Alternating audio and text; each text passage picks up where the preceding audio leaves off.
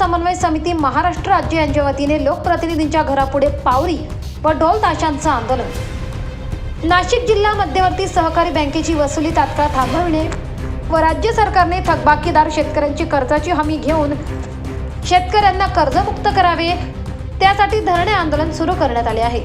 त्या अनुषंगाने दिंडोरी पेठ विधानसभा सदस्य व विधानसभा उपाध्यक्ष आमदार नरहरी झिरवाळ यांच्या घरापुढे पावरी व ढोल ताशांचं आंदोलन करण्यात आले।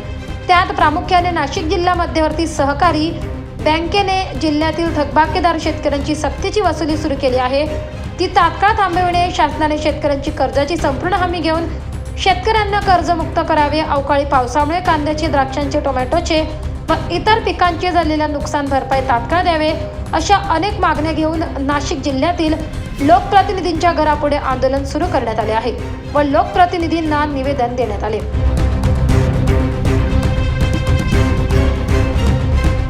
24 लाईव्ह महाराष्ट्र न्यूजसाठी पुंजाराम खांडवी, कळवण।